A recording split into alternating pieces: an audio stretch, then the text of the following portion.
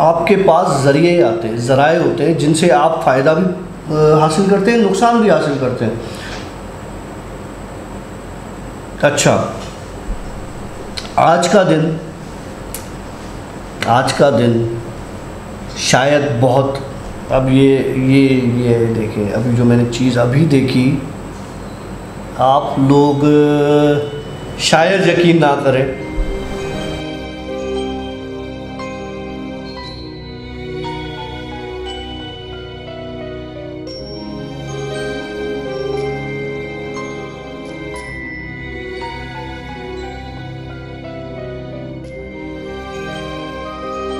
Alright friends, अस्सलाम वालेकुम, welcome to yet another Ashiq daily vlogs. Ashiq daily vlogs की जिन स्टोरी, वेडनेसडे नाइट जिन स्टोरीज के साथ डॉक्टर काशिफ। अस्सलाम वालेकुम। वालेकुम अस्सलाम। कैसे मिजाज है? ज़बरदस्त। तब ठीक है अल्हम्दुलिल्लाह। वैसे यार डॉक्टर काशिफ, आपकी जिन स्टोरीज़ की वजह से आजकल हम प्लान भी कर रहे हैं कि दो स्टोरीज़ रिकॉर्ड कर लें, लेकिन जब एडवांस रिकॉर्ड करते हैं फिर कोई ना कोई ऐसा कांड पड़ जाता है कि वो एडवांस स्टोरी में चलानी पड़ जाती है। यार मुझे खुद ये बात समझ में नहीं आ रही, हो ये रहा है कि लास्ट टाइम भी जब हमने 2 स्टोरीज़ रिकॉर्ड करने की बात की थी तो मेरा आना नहीं हुआ, और इस वीक भी जब हमने कहा कि 2 स्टोरीज़ रिकॉर्ड करते हैं तो बहुत बड़ा मसला हो गया, लाइट ने तंग किया, फिर मतलब मसले होते रहे, ये अब होने लगा। अल्लाह रहम करे भाई, अब हमें यूज़ टू हो जाना चाहिए इन मसलों से, और मेरे ख्याल से स्ट्रेट वे चलते हैं हमारी स्टोरीज़ पर। डॉक्टर साहब क्या सुनाने जा रहे हैं आज?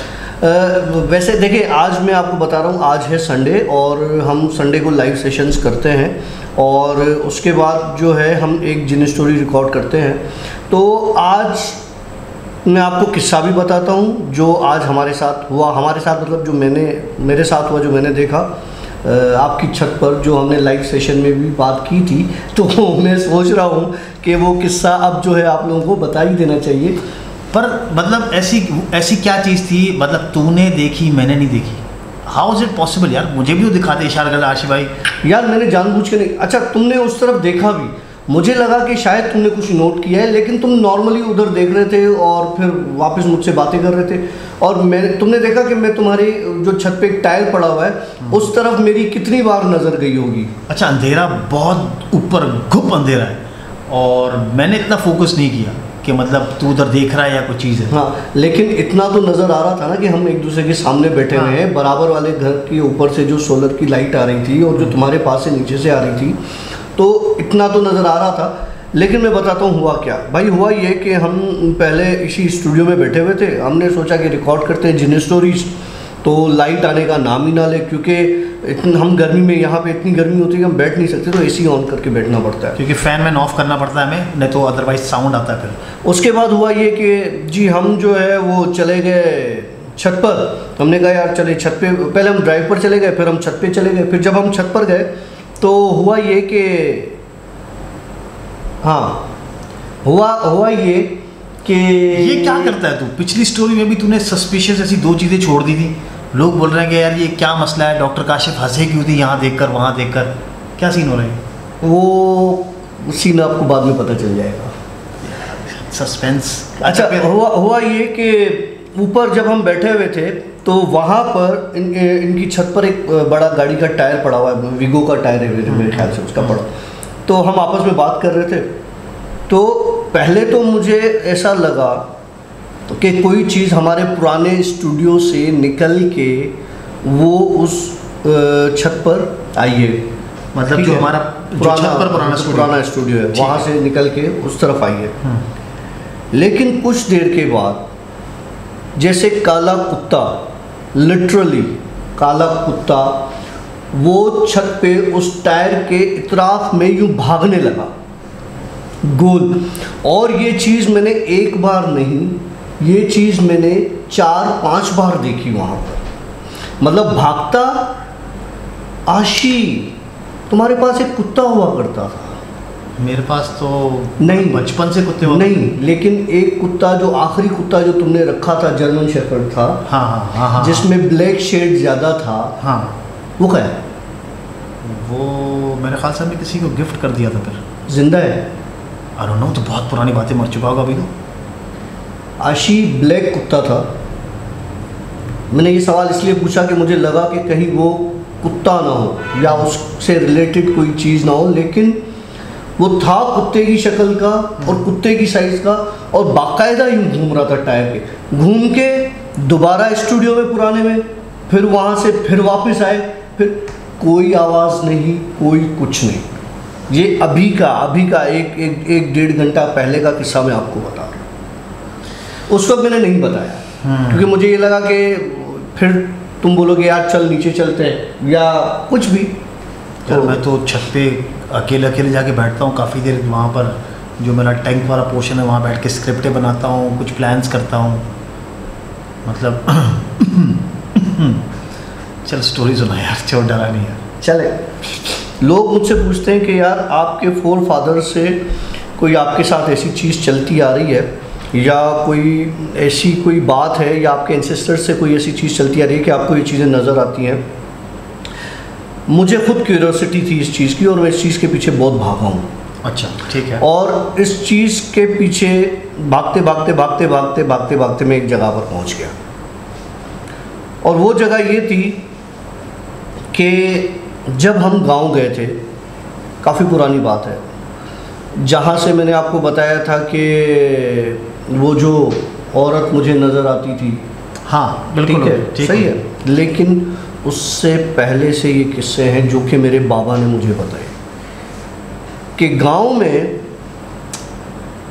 तुमने किसी तुम मतलब छोटे हुआ करते थे तो हम ज़मीनों वमीनों पर हमारे वालिद हमें लेके जाते थे इस तरह से, और मुझे लगी सुसु नंबर 1, तो किसी झाड़ी के पास मैंने वो वहाँ पे नंबर 1 कर लिया। ठीक हो गया। कहते हैं कि झाड़ियों पर या इधर उधर ये चीज़ नहीं करनी चाहिए। सही कह, ठीक है, वीरानों में जाना भी चाहिए तो खांस के या आवाज़ लगा के या कुछ इस तरीके से, मतलब ताकि जो वहाँ पर कोई मखलूक रह रही हो तो वो जगह खाली कर दें। तब मेरी तबीयत ख़राब हुई तब से, और उसके बाद उसको नज़र कह ले कुछ और कह ले, मेरे ऊपर पढ़ाई हुई ये वो, मैं ठीक हो गया था। और दूसरी बार मैं उस गांव की नहर में डूबा था। अच्छा, वहाँ से बच के आ गया अल्हम्दुलिल्लाह। डूबा ऐसे था कि बच्चे हम खेल रहे थे और मेरा पाँव स्लिप हुआ था और मैं नहर में गिर गया था, लेकिन इतनी देर नहीं गिरा था क्योंकि वहाँ पे और लोग भी थे जिन्होंने छलांग मार के मुझे बाहर निकाल लिया था। लेकिन ये मुझे पता है कि मैं उसके बाद बेहोश था, ये मुझे बताया गया कि तुम उसके बाद बेहोश थे। लेकिन वो बेहोशी के बाद ये सारा किस्सा शुरू हुआ है असल। तो मुझे ये लगता है कि ये सारे मामला वहाँ से शुरू हुए हैं, क्योंकि उसके बाद मेरे ऊपर वो जो मैंने ये सारी हरकतें बताई ये सारे अपने पिछले व्लॉग्स में कि मेरे साथ क्या क्या होता है, लेकिन कभी कभी आज भी मुझे, वैसे मैंने गांव जाना बहुत कम कर दिया, मैं बहुत मुश्किल से जाता हूं, अगर गया तो कोई अभी भी मुझे मेरे ख्याल से मुझे काफ़ी लंबा अरसा हो गया मैं नहीं गया गांव। अभी भी मुझे ख्वाब में वो नहर आती है। मतलब वो बड़ी शॉकिंग होगी ना चीज़, चले तो दिमाग में समा गई होगी, उसे पॉसिबल है कि मेरे दिमाग पे वो चीज़ बैठ गई है वो नहर। और उसके बाद मेरा कभी कभी दम घुटना लग जाता है जब मैं उस नहर के बारे में सोचता हूँ, क्योंकि एक चीज़ ऐसी हुई है मेरे साथ हादसा। लेकिन कभी कभी कुछ हादसे आपके साथ लाइफ टाइम के लिए जुड़ जाते हैं। ठीक हो गया। मुझे लगता है कि शायद कहीं ना कहीं उस जगह पर कोई चीज़ थी जो लाइफ टाइम मेरे साथ जुड़ गई है। ओके, कंफर्म नहीं हूँ मैं, क्योंकि आज तक मुझे कंफर्म नहीं है कि मेरे साथ क्या चीज़ जुड़ गई है। अलग अलग चीज़ें होती हैं, अलग अलग दोस्तियाँ होती हैं मेरे सामने जो मुझे नज़र आती हैं, मैं दोस्ती कहूँगा, क्योंकि अगर उनकी मेरे साथ कोई लड़ाई हो, कोई झगड़ा हो, कोई नुकसान, तो वो मुझे कब का मार चुकी होती चीज़ें। पॉइंट है बिल्कुल। तो वो मेरी दुश्मन नहीं है, मेरी दोस्ती हैं जो मेरे साथ रहती हैं। अब अगर वो चीज़ें मेरी दोस्त हैं तो क्या वो शैतानी चीज़ें हैं? क्योंकि इनमें शैतानी चीज़ें भी होती हैं और फलाह वाली भी होती हैं, लाइक जो आपको नुकसान ना दे, आपके फ़ायदे की चीज़ हो, और इस तरह से भी होती है। तो मुझे अल्हम्दुलिल्लाह कोई नुकसान, हाँ कुछ अर्सा पहले मैंने अपने पिछले व्लॉग्स में भी बताया है कि जो मेरा गला दबाया था और मैं बाकायदा वोमिट कर दी थी मैंने, और ये चीज़ें नुकसान वाली लेकिन फिर मुझे उन चीज़ों से बचाता कौन है? एक तो मेरे अल्लाह की ज़ात है, देखिए उसके अलावा तो दुनिया में और कोई चीज़ नहीं जो आपको किसी हार्म से बचाए, ठीक है, और उसके अलावा कोई ज़ात ही नहीं कि जो आपको किसी फ़ायदा कोई पहुंचाए ना, ठीक है, ठीक है, लेकिन वो भी ज़रिए बनाता है। हाँ बेशक, आपके पास ज़रिए आते हैं, ज़राए होते हैं जिनसे आप फ़ायदा भी हासिल करते हैं, नुकसान भी हासिल करते हैं। अच्छा, आज का दिन शायद बहुत, अब ये देखें, अभी जो मैंने चीज़ अभी देखी, आप लोग शायद यकीन ना करें। अब मुझे नहीं पता कि वो चीज़ मुझे बतानी चाहिए या नहीं बतानी चाहिए। नहीं बता नहीं बता, मेरे साथ मसला हो जाएगा। चलो नहीं बताते। क्या बात है यार, मैं क्या हो गया? खैर किस्से पर आते हैं। अब मेरे अंदर सच बताऊं, इस वक्त मैं सच बता रहा हूं, इस वक्त खुदा को हाजिर नाजिर जान के कह रहा हूं, मेरे अंदर अभी इस वक्त हिम्मत नहीं हो रही कि किस्सा बताऊं आपको, लेकिन मैं कोशिश करता हूं कि आपको उस तरीके से किस्सा बताऊं, क्योंकि जो चीज़ इस वक्त मैंने विजुअलाइज की है, जो मैंने देखी है, मैं आपको बता नहीं सकता, क्योंकि मैं बता भी दूं तो आशी मुझे मना कर रहा है सख्ती से बताने के, लेकिन मेरा दिल कर रहा है मैं आपको बताऊंगा नहीं, मगर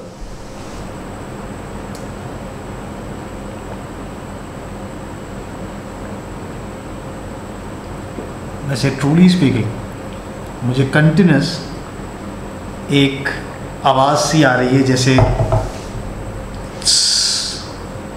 नहीं कोई चीज़ चलती है, हवा होती है। छोड़ दे यार, मैं इस वक्त आपको नहीं बता सकता। बहरहाल मैंने अभी आज 3 चीज़ें विजुलाइज़ की हैं। सलामुन अला नूहिन फिल आलमीन, सलामुन अला नूहिन फिल आलमीन, सलामुन अला नूहिन फिल आलमीन, सलामुन अला नूहिन फिल आलमीन, सलामुन अला नूहिन फिल आलमीन। Back to the story.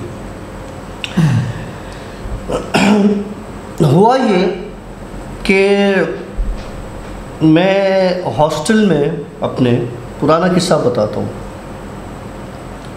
जाहिर सी बात है हम अकेले रूम्स में रहते थे और पहाड़ी एरिया है वो पूरा, तो अक्सर लोग कहते हैं कि हमें पायलों की आवाज़ें आती हैं। मुझे अलग अलग जगहों पर आती हैं, जैसे पुराने मोहल्ले में पायल की आवाज़ थी, जिसके पीछे मैं गया था वो तो घुंघरू की आवाज़ थी। फिर मेरी बैल्कनी में घुंघरू, जो मर्द नाच रहा था ऐसे हाथ करके, वो आवाज़। फिर उसके अलावा ऐसे काफ़ी इंसिडेंट्स हैं। मेरे हॉस्टल के रूम के बाहर, क्योंकि वहाँ पे मर्दों की हॉस्टल है, वहाँ पे औरतें अलाउ नहीं थी,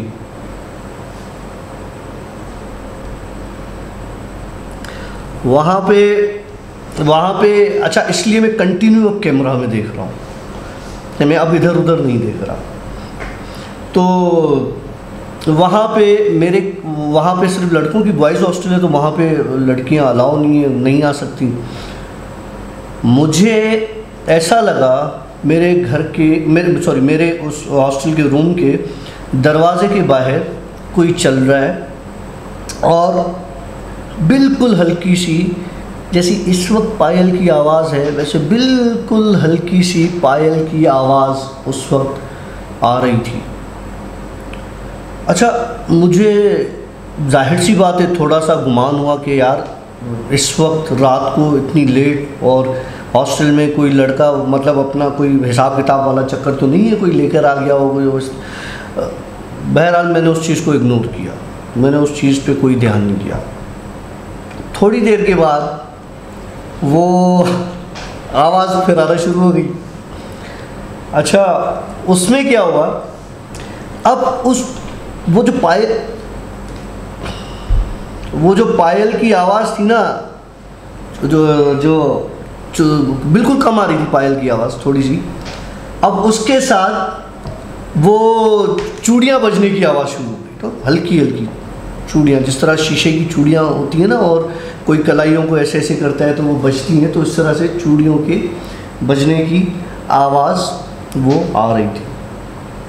अब मैंने कहा कि यार ये कुछ और चक्कर है और मुझे लगता है कि कोई आ गया है। अब उसको लड़की को या तो रूम नंबर नहीं पता या कुछ इस तरह का सीन होता है, मैं देख लेता हूँ। लिटरली मैंने सिर्फ अपने रूम की खिड़की हल्की सी खोली थी तो मैंने देखा एक लड़की कॉरिडोर में लाल कपड़ों में, बिल्कुल लाल कपड़ों में, बाल खुले और चल रही थी और पूरी तरीके से तैयार थी वो, क्योंकि वहाँ पे ऊपर वो कौन से बल्ब कहलाते हैं, पीले वाले, जीरो के जो होते हैं, नहीं पीले वाले बड़े बल्ब जो होते थे ना पहले। अच्छा ठीक है, हाँ ठीक है, फुल रोशनी देते थे। हाँ वो अभी तो LED बल्ब आ गए हैं, लेकिन वो जो पुराने ज़माने बल्ब होते थे पीली लाइट फेंकने वाले, वो विंग्स में हमने लगे हुए होते थे हॉस्टल की, तो उसकी रोशनी होती थी ताकि विंग में रोशनी रहे उसमें। तो मुझे वो लड़की बिल्कुल क्लियर नज़र आई और मुझे आज भी वो लड़की याद है।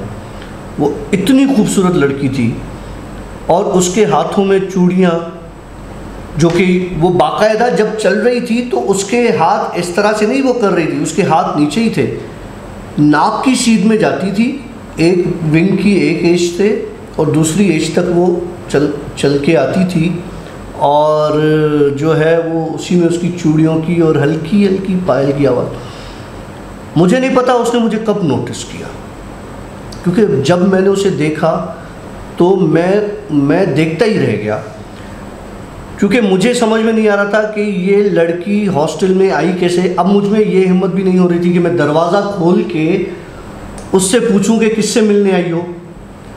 मैं ये सोच ही रहा था कि मैं बात करता हूँ तो वो बिल्कुल मेरी खिड़की के सामने बड़े प्यारे तरीके से आके रुक गई, क्योंकि उसने मुझे नोटिस कर लिया था कि कोई देख रहा है मुझे। रुक रही थी लेकिन कंटिन्यू देख सामने रही थी। मतलब तेरी उसको विंडो को क्रॉस कर रही थी? नहीं, जब वो मेरे विंडो के पास पहुंची तो रुक गई। ठीक हो गया, लेकिन देख फिर भी सामने रही थी वो। ठीक है। अब क्या हुआ, अब मुझे डाउट हो गया कि इसको जो है ना पता चल गया है कि मैं देख रहा हूँ, तो मैं इससे बात करके पूछ लेता हूँ कि कैसे आई हो या किससे मिलना है। हेलो हाय कर लेती हूँ। तो यूनिवर्सिटी के स्टूडेंट्स थे, हम भी मस्तियाँ तो करते ही थे। मैंने अभी ये सोचा ही था कि उसने मुझसे कहा कि मैं भूले से आ गई हूँ यहाँ पर, मतलब गलती से आ गई हूँ। तेरी बात हुई? उसने खुद ही मुझे बोल दिया। अच्छा, मतलब देखा नहीं मेरी तरफ, और उसने सिर्फ समझ ले तेरा दिमाग पड़ा उसने मुझे बोला कि मैं गलती से आ गई हूँ। तूने पूछा? कुछ भी नहीं था? कुछ भी नहीं पूछा था। उसने बोला मैं गलती से आ गई हूँ। अब जब उसने बोला ना तो मैंने कहा कि किससे मिलने आई हो, मतलब गलती से भी कोई आ जाता है। मैं तो उसको लड़की ही समझ रहा था उस वक्त तक। जब उसने मुझे बोला ना कि मैं गलती से आ गई हूँ, अब शायद ये जाना चाह रही है। बस मेरा ये पूछने की देर थी कि किससे मिलने आई हो। वो लड़की उधर स्पॉट पर बिजली चमकी है, जिस तरह ये बिजली चमकती है ऐसे बिजली चमकी है, वो लड़की गायब।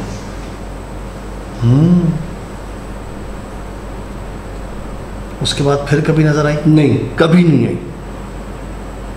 हुलिया बता सकता कैसी थी? बहुत खूबसूरत, मतलब नॉर्मल इंसानों की? नॉर्मल इंसान और लंबे बाल। यार आशिक क्या हो रहा है यार, लंबे बाल और बहुत खूबसूरत। आज कुछ हालात नासाज लग रहे हैं। हाँ डॉक्टर साहब? यार मैं कुछ कह नहीं सकता, मैं क्या बताऊँ। महीनों का क्या टाइम हो रहा है? नहीं, किस्सा करते हैं एक और, देखते हैं। अल्लाह मालिक। सलाम अलैकुम फिलहाल। Alright friends, welcome back. और मेरे ख्याल से एक और स्टोरी करते हैं और उसके बाद हमारे पास एक बहुत ही ज़बरदस्त स्टोरी पड़ी हुई है फैसल भाई की। आज वो शेयर करेंगे आपसे और हम यहाँ से आपसे लेंगे फिर इजाज़त। तो डॉक्टर साहब की पहले स्टोरी को कैरी ऑन करते हैं। फैसल भाई की स्टोरी बहुत लाजवाब है मैं कहता हूँ ज़रूर सुनिए। उनकी भी 3 स्टोरीज़ हैं उसी एक ऑडियो में, तो वो हम आपसे शेयर करेंगे। वो फैसल भाई हमारे रेगुलर व्यूअर भी हैं और बहुत अच्छा हमें सपोर्ट भी करते हैं, तो उनकी स्टोरी आज हम चलाएंगे इंशाल्लाह। इस तरह से हम और लोगों की भी चलाएंगे जिनकी ऑडियो हमें बहुत क्लियर आती है, तो हम उनकी स्टोरीज चलाते हैं। आज के लिए थोड़ी सी माजरत, थोड़ा सा मेरा दिमाग भी इधर इधर इधर इधर इधर इधर इधर इधर जहाँ भी है बस डाइवर्टेड है मेरे ख्याल से। कैरी ऑन करते हैं और ज़्यादा रिस्क नहीं लेते, काफ़ी लेट हो चुका है। चलो बिस्मिल्लाह। अच्छा जी, किस्सा सुनाता हूँ मैं एक छोटे बच्चे का। ओके। मेरा एक दोस्त है, अभी का किस्सा सुनाता हूँ। देखिए, बहुत लोगों में, बहुत कम ऐसे लोग होते हैं जिनमें गट्स होते हैं, जो करेज रखते हैं कि वो अपने पर्सनल एक्सपीरियंसेस बताते हैं हमको। यार मैं उस वालिद को सलाम करता हूँ, मेरा दोस्त है और मैं उसका नाम नहीं लूँगा, उसने मुझे नाम लेने से मना किया है, लेकिन मैं उसके बच्चे का आपको किस्सा सुनाता हूँ। न्यू बॉर्न है। अच्छा। हाँ, लेकिन वो बहुत बुरा हादसा हो गया है उसके साथ। तो मैं कहता हूँ कि ऐसा नहीं होना चाहिए। हुआ ये कि मुझे कॉल आई कि यार डॉक्टर हूँ, तो उस हिसाब से उसने मुझसे एडवाइस मांगी कि यार मेरी मिसेस को जो है वो लेबर पेन स्टार्ट हो गए हैं, तो हम हॉस्पिटल लेके जा, क्योंकि उसकी गायनोकोलॉजी जो थी वो मैंने सजेस्ट की थी कि इसको दिखा दो, बहुत अच्छी है। तो वो माशाल्लाह से उनके पास चले गए और उन्हीं के साथ कंसल्ट किया उनकी मिसेस ने, और बेबी डिलीवर होने का टाइम आ गया। वो बेबी जहाँ पे डिलीवर जिस हॉस्पिटल में हो रहा था, वो वैसे इतनी बड़ी कोई हॉस्पिटल नहीं है, नॉर्मल हॉस्पिटल है, लेकिन गायनोकोलॉजिस्ट अच्छी हैं और मेरी उनसे बड़ी अच्छी सलाम दुआ है। तो लेबर रूम से उस गायनोकोलॉजिस्ट की मुझे कॉल आई। ओके। कि डॉक्टर काशिफ, आपने जो पेशेंट रेफ़र की थी मुझे, उसकी कंडीशन क्रिटिकल है, मतलब या माँ बच सकती है या बच्चा बच सकता है, दोनों में से, और हम सिजर करने जा रहे हैं। मैंने कहा यार उनका हस्बैंड है, आप उनको बता दो, बाहर ही होगा, मैं भी बात कर लेता हूँ। मैंने अपने उस दोस्त को कॉल की तो उसने रोना धोना शुरू कर दिया, और फिर डॉक्टर ने भी उससे बात की तो उसने बोला भाई मेरी बेगम को बचाओ, बच्चा तो फिर बाद में, अभी तो न्यू बॉर्न है, और लेकिन एक माँ के लिए एक बड़ा सदमे की, दुख की बात होती है। अच्छा, ये बात हुई। वो गायनोकोलॉजिस्ट जब वापस गई अपने लेबर रूम में, जब वो ये सारी एफर्ट कर रही थी, तो वो कहती है कि मुझे नहीं पता मेरे ऊपर, मतलब उस डॉक्टर के ऊपर कोई ऐसी चीज़ हावी हो गई थी जो मेरे हाथ चला रही थी उस वक्त। ओके, मतलब डबल एनर्जी आ गई। हाँ, बोला मुझे नहीं पता, वो कसम उठा के कहती है कि मुझे नहीं पता, मुझे जब मैं लेबर रूम में एंटर हुई हूँ, मुझे ऐसा लगा कोई ऐसी एंटिटी, कोई ऐसा पावर मेरे अंदर आ गया है कि मैंने ज़िंदगी में उस तरीके से कोई केस नहीं किया, पहली बात। दूसरा, उसने मुझे बताया कि जो मेरे लेबर रूम का स्टाफ है वो इतना थका हुआ था, लेकिन वो भी एक्टिव हो गया। ओके। शायद इमोशनल हो गए होंगे कि माँ बचे या बच्चा बचे, ये एक रीज़न हो सकता है। लेकिन तीसरा रीज़न ना उसे समझ में आया, ना मुझे समझ में आया, ना वहाँ के स्टाफ को समझ में। उनको उस लेबर रूम में किसी ऐसी ज़बान में कुछ पढ़ने की और बातें करने की आवाज़ आई जो उन्होंने ज़िंदगी में कभी नहीं सुनी थी। ओके। और साथ में जो सामान लेबर रूम की जो बॉटल्स होती है कुछ शीशे की, जिसको हम कहते हैं कि नशा वशा देने के लिए ना, इस तरह की चीज़ें जो पड़ी थी वो खुद ब खुद रैक से गिरी हैं नीचे। उसके बाद मज़े की बात यह है कि बच्चा भी बच गया, माँ भी बच गई। अल्हम्दुलिल्लाह, वेरी गुड यार। वेरी गुड नहीं, वेरी बैड। अब क्या हो गई? वो 2 दिन हॉस्पिटल में रहने के बाद 2 दिन में उन्होंने उस बच्चे में, छोटे बच्चे में काफ़ी चीज़ें नोट की। सबसे पहली चीज़ें, उसके दोनों हाथों पैरों की उंगलियां 7 थी, 7 उंगलियां। मतलब सात पैरों की भी सात 7 मतलब दोनों हाथों में 14 उंगलियां, दोनों पैरों में 14 उंगलियां। उसके बाद उस बच्चे की एक आंख सफ़ेद थी और एक आंख काली थी। अल्लाह। 2 चीज़ें। तीसरी चीज़, जब माँ रात को अकेली होती थी, बच्चा कॉट में डाला जाता है और जब बच्चा रोता था माँ कॉट से उसको निकालना चाहती थी तो वो बच्चा कोने में ज़मीन पर पड़ा होता था, न्यू बॉर्न बच्चा। ये 2 रात की बात बता रहा हूँ। नहीं, हाउ इज इट पॉसिबल? बच्चा यही ज़मीन पर पड़ा होता था, रो रहा होता था।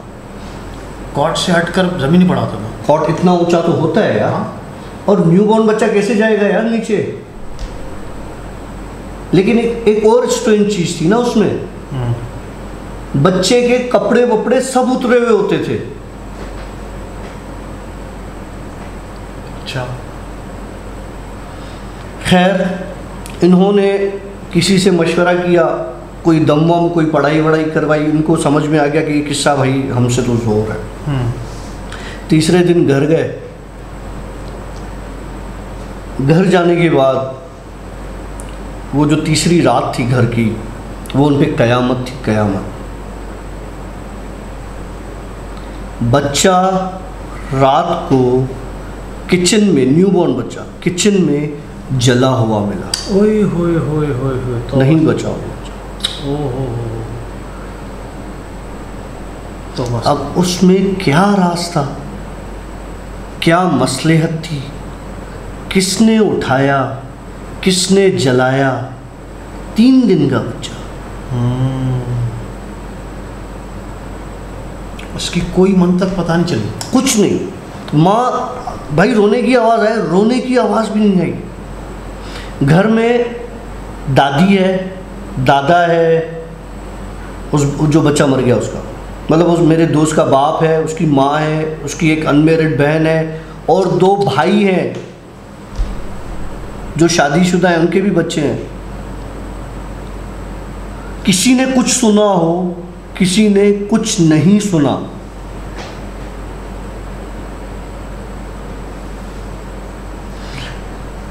इससे ज़्यादा तकलीफ़ वाला किस्सा मैं नहीं बता सकता।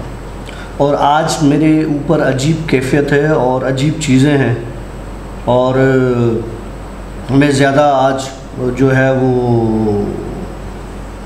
थोड़ा सा नहीं, इट्स बेटर टू सेव, और इट्स बेटर टू बी, क्योंकि मेरे लिए तो खैर है, जो मैंने देख लिया मैंने देख लिया, और मैंने क्या देखा कैसे देखा मैंने देख लिया, और ये मेरे मालिक का एहसान है कि इतनी हिम्मत है कि मैंने देख लिया और बर्दाश्त कर लिया। और ये अल्लाह का शुक्र है कि आज आशी इधर बैठा हुआ है और मैं इधर बैठा हूँ। अगर आशी इधर बैठा होता और मैं उधर बैठा होता, और आशी अगर अल्लाह न करे वो चीज़ देखता, तो शायद आज के बाद आपको जिन स्टोरीज मतलब हम रिकॉर्ड नहीं करते। मुझे ये लगता है। वेल, मैं काफ़ी वक्त से ये सोच रहा था कि अब जिन स्टोरीज़ की लोकेशन चेंज की जाए। हाँ, मैं भी यही सोच रहा हूँ, आज मैं ये सोच रहा हूँ। अब मैं सीरियस होकर, बल्कि इनफैक्ट अभी जब आप आए थे तो आपका यही प्लान था कि आज नहीं करते इधर। हाँ। आज लिटरली मैंने आशी को, पता नहीं क्यों, आज जिस वक्त से मैं आया हूँ आशी को कह रहा हूँ, आशी बाहर करते हैं यार आज, आशी आज मेरी गाड़ी में कर लेते हैं, आशी आज के। मुझे नहीं पता था कि ये रीज़न था। और कुदरती रोक भी थी, जैसे लाइट चल रही है, 2-2-2.5 नॉर्मल 1 घंटा लाइट जाती है, आज 2 घंटा एक्स्ट्रा गई है, मतलब 3 घंटे लाइट गई हुई थी। और हम इंतज़ार, क्योंकि यहाँ पर ये रूम इतना गर्म है कि हम बग़ैर एसी के बैठ नहीं सकते हैं यहाँ पर वेल कुछ गड़बड़ है। अब ऐसा ना कि ये तो चलो ठीक है दिख रहा है, मैं बगैर देखे इसको देख के मैं परेशान हो गया, अल्लाह रहम करे क्या देख रहा है, कभी इसकी इधर आंखें जा रही है, कभी इधर जा रही है, कभी इसके रोंगटे खड़े हो जाते हैं, कभी कुछ हो रहा है, कभी कुछ हो रहा है। वेल आज बहुत मसला है, आज बहुत ज़्यादा मसला हो रहा है आज। तो चले आपको जाने से पहले डॉक्टर फैसल की स्टोरी आपको देते हैं, जो कि बहुत ही कमाल उन्होंने स्टोरी सुनाई है। स्टोरी ज़रूर इंजॉय कीजिएगा। Doctor Faisal keep it up. और मैं कहता हूँ और भी अगर आपका डॉक्टर फैसल नहीं, सॉरी डॉक्टर फैसल नहीं, फैसल भाई यार, फैसल भाई ये आज ये भी जो है ना नहीं आज इसने विनोद कर दिया भाई, आज काशिफ ने घुमा दिया। वेल जिन स्टोरीज़ को हम यहाँ पे करते हैं एंड, और आपको लास्ट में एक हमारे बहुत अच्छे लिसनर हैं, उन्होंने हमें स्टोरी भेजी है, उसको एंजॉय कीजिएगा। मिलेंगे एक नए व्लॉग के साथ, एक नए पॉडकास्ट के साथ, एक नई जिन स्टोरी के साथ, वो भी वेडनेसडे नाइट को। दुआ कीजिएगा कि everything should be sorted out soon, और कोई मसला ना हो, और हमारे लिए स्पेशली आज दुआ कीजिएगा। से या बाय, अल्लाह हाफ़िज़। अस्सलाम वालेकुम आशी भाई और डॉक्टर काशिफ, क्या हाल हैं जी? मैं फैसल मिर्ज़ा बोल रहा हूँ। आज 2-3 स्टोरीज़ आपसे शेयर करूँगा। पहली स्टोरी तो है, क्योंकि मेरा आर्मी से ताल्लुक़ रहा है, तो वो एक आर्मी की यूनिट के हवाले से है। तो आपको पता है आर्मी जब स्कीम्स पे जाती है तो ये जंगल और वीराना में होते हैं। तो उसी हवाले से एक हम अटैच थे एक टैंक यूनिट के साथ, तो उनके अफसर से इसी मौजू पे गपशप शुरू होगी पैरानॉर्मल पे। तो उसने एक वाक़या का जिक्र किया कि टैंक्स जो है रात को उनको छुपाया जाता है एक किसी जंगल में या कुछ झुंड वगैरह दरख्तों को उसमें, और उसको लीगर कहते हैं। तो इन्होंने इसी तरह एक लीगर रात को बनाया एक साइज़ में, और उसमें एक जो पहला सेंट्री था गार्ड, वो एक कोई 6 फुट से ऊपर का जवान था, कोई एशिया में उसके पास मेडल भी था एथलेटिक्स का। तो उसकी रात को ड्यूटी थी उस जगह पे।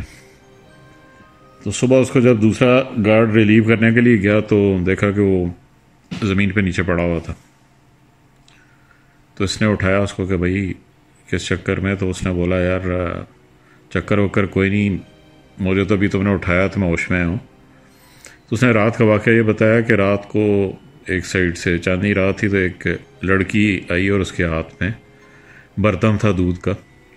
तो उसने इससे बोला कि ये दूध हमसे ले लो। तो बंदा हैरान हो गया, यार इस जंगल में ये लड़की कहाँ से आ गई।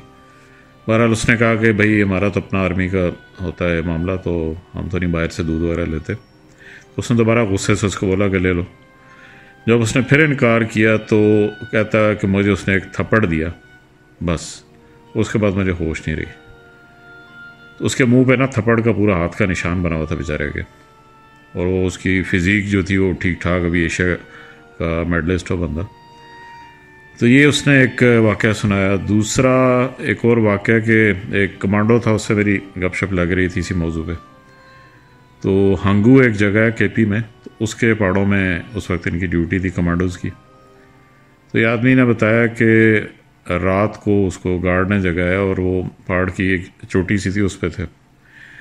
तो उसने गार्ड ने उसको बताया कि यार नीचे ये देखें ये रोशनियाँ वगैरह क्या है जो बड़ी तेज़ी से मूव कर रही थी मैदान में। तो इसको भी ज़रा फिक्र हुई, इसने उठ के वो दूरबीन से कोशिश की देखने की, तो बस वो लाइट सी नज़र आती थी दूरबीन में भी, साथ कोई आदमी नज़र नहीं आता था जिसने उसको पकड़ा हुआ। तो बड़ी तेज़ी से वो लाइट्स मूव कर रही थी। बहरहाल ये रात को जागते रहे कि दहशत गर्दों में कोई हमला वगैरह उन्होंने, लेकिन फिर कुछ हुआ नहीं।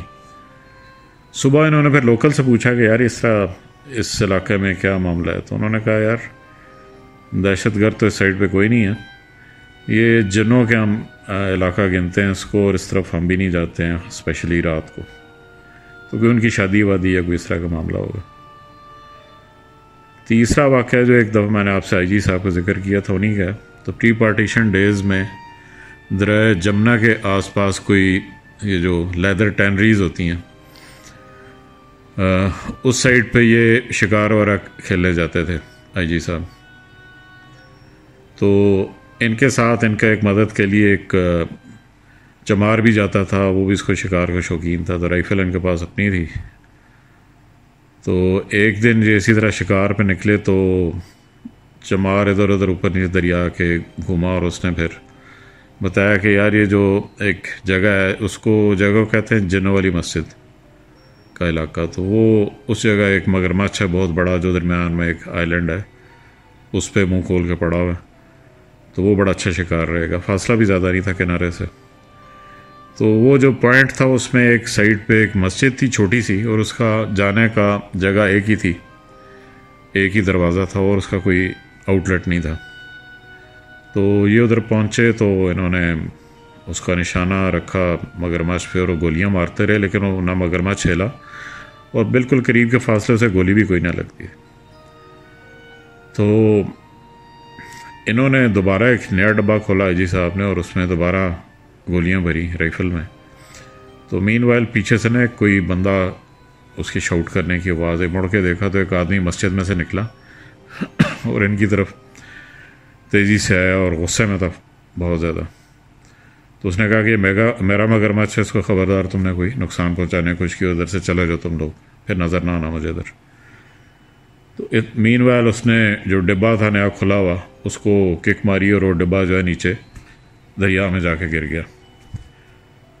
तो फिर उन्होंने वो जो जिन साहब थे या जो भी थे उन्होंने देखा गुस्से से चमार की तरफ और उसको बोला कि तुम्हें तो बेटा मैं देख लूँगा जो तुम इसको लेके आए हो इधर। तो वो मौलवी के हुलिये में था आदमी, उसके बाद वापस उसी मस्जिद में चला गया। तो इनको बड़ा गुस्सा चढ़ा। इन्होंने कहा यार अजीब बदतमीज़ आदमी है, मगरमच्छ से कब से पालतू हो गया और ये मेरा डब्बा इसने नीचे फेंक दिया। तो ये अपने ड्राइवर को साथ जीप के लेके ना, वो साथ ड्राइवर भी था, तो उसको लेके उस मस्जिद में गए। तो एक ही दरवाज़ा था, आसपास से मस्जिद बंद सी थी और खिड़कियों पे वो जैसे लगा होते हैं सलाखें सी, और कोई और रास्ता नहीं था, लेकिन अंदर कोई आदमी नहीं था। तो ये हैरान से होके बाहर आ गए। तो थोड़ी देर बाद फिर उधर ही से एक वही बंदा निकला मस्जिद से ही, और एक वही डिब्बा जो उन्होंने फेंका तो उसमें 1-2 गोलियां कम थी, वही इनके हाथ में आके पकड़ाया और बोला कि अच्छा इधर से जाओ और दोबारा इधर मत आना। ये उस टाइम पे खौफज़दा हो गए थे कि यार जिन्ना वाली मस्जिद कहते हैं उसको, और बंदा 2 दफ़ा इधर से निकला और हम भी अंदर गए और कोई रास्ता नहीं था और उस टाइम ये अंदर हमको मिला भी नहीं। तो ये चुप करके खौफज़दा से होके तो वहाँ से चले गए। तो 3-4 दिन बाद इनको फिर ज़रा हुआ कि यार चलते हैं ज़रा शिकार पे। तो चमार के घर गए तो उसको आवाज़ दी तो उसकी औरत बाहर निकली जो रो रही थी। तो उसने पूछा चमार का, तो वो कहती है जी जिस दिन आप आए थे 3-4 दिन पहले तो उसको तो उसी रात बुखार चढ़ गया था और हजियान बकता हुआ मर गया कि जनाब इस बंदे से मुझे बचाओ, इस बंदे से मुझे बचाओ। तो वो तो उसी दिन रात को मर गया था वो। तो ये डॉक्टर साहब और आशी ये वाक़या था आखिरी। चलें जी, आपके भी दुआ है कि व्लॉग जो और तरक्की करे और लोगों के इसमें इंटरेस्ट है।